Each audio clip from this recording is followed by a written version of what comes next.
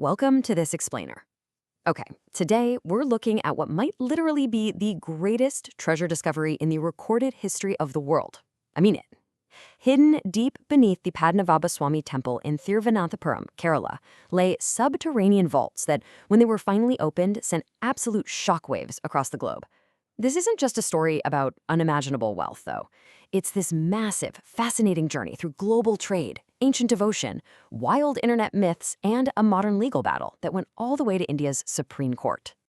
Let's just dive right into this with a number that's honestly almost impossible to wrap your head around: $20 billion.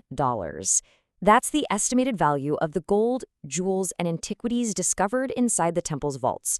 And honestly, because of their sheer antique and historical value, the true worth is likely way, way higher. Just to put that into perspective for a second, this single discovery rivals the GDP of entire nations, and it was just locked away for centuries in underground cellars. Crazy, right? Part 1. The $20 billion discovery. So what exactly makes up a multi-billion-dollar hoard? We aren't just talking about standard gold bars stacked on a pallet somewhere. We're talking about staggering, tangible artifacts representing literally millennia of human craftsmanship. Imagine an 18-foot-long, solid pure gold chain, or a 500-kilogram pure gold sheaf. The vaults also contained an anki, which is ceremonial attire, weighing 30 kilograms in solid gold. And it wasn't just metal either. Investigators found literal sacks filled to the brim with Colombian emeralds, Burmese rubies, and delicate Basra pearls. And the really cool part? This wasn't just local gold. We're looking at a global historical cache. The vault held a massive 800-kilogram hoard of gold coins dating all the way back to 200 BCE. They found Roman Arius coins, Venetian ducats, and even 18th century Napoleonic-era currency. It tells us that this treasure is quite literally a time capsule of global commerce. Part 2. Origins of the Royal Hoard. Let's look at how this happened. So you might be wondering, how exactly did a single temple in the south of India amass such an unbelievable fortune? Well, the answer really begins with geography and the global spice trade. Since the 1st century BCE, the Kerala coast was this absolutely thriving international transit point. Traders from the Roman Empire, China, Venice, and the Islamic world flocked to these ports to buy pepper, textiles, and ivory. And since they were paying in foreign gold and jewels, much of this international wealth naturally flowed straight into the Padmanabha Swami temple's coffers. Now, the absolute explosion of this wealth tracks directly with one specific, incredibly ambitious ruler, King Martanda Varma. Back in the 1730s, he consolidated power and vastly expanded the Travancore kingdom.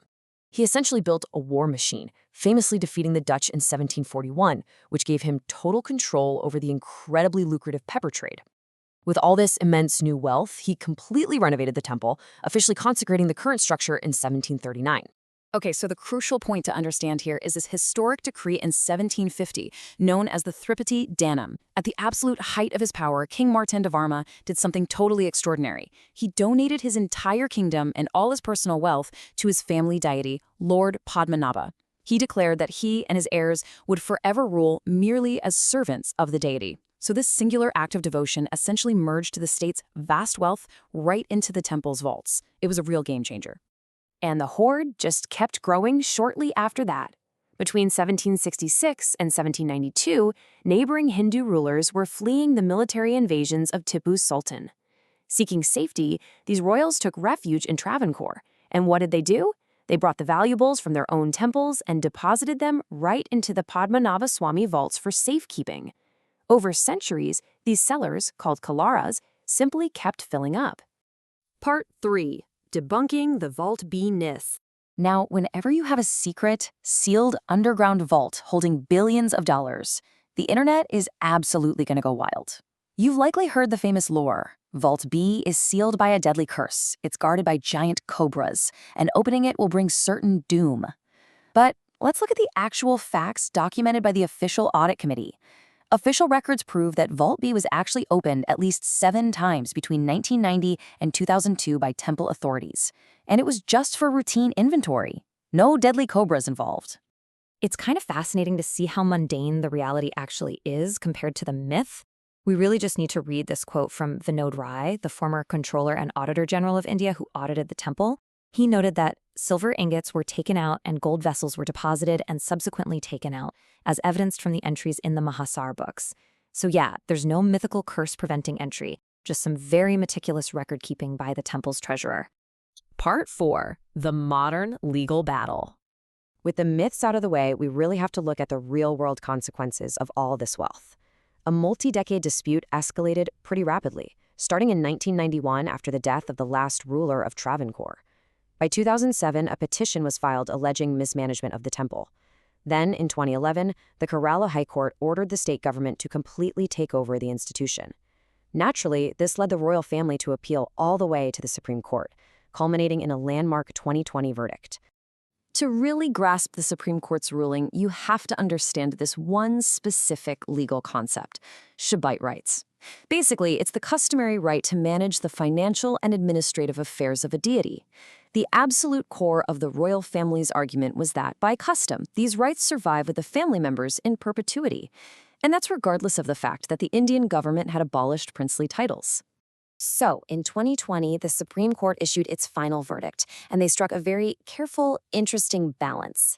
They reversed the High Court's decision, ruling that the Travancore royal family does indeed retain their Shabbat rights to manage the temple. However, they cemented that the temple and its $20 billion treasure remains a public institution. It's absolutely not the personal, private property of the royal family's estate. So management was returned to the royals, but now they're aided by a government-appointed committee. Part 5. What happens next? So the legal dust has finally settled, and the management structure is officially in place. But that leaves us with perhaps the most important question for world history. What actually happens next to the greatest treasure ever found?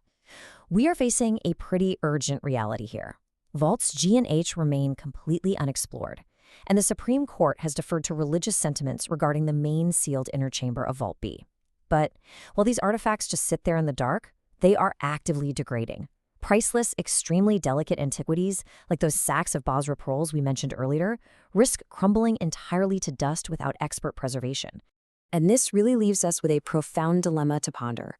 Should this wealth, accumulated over millennia, featuring ancient Roman coins and stunning gold work, remain a sacred secret, locked away in traditional vaults exactly as devotees intended?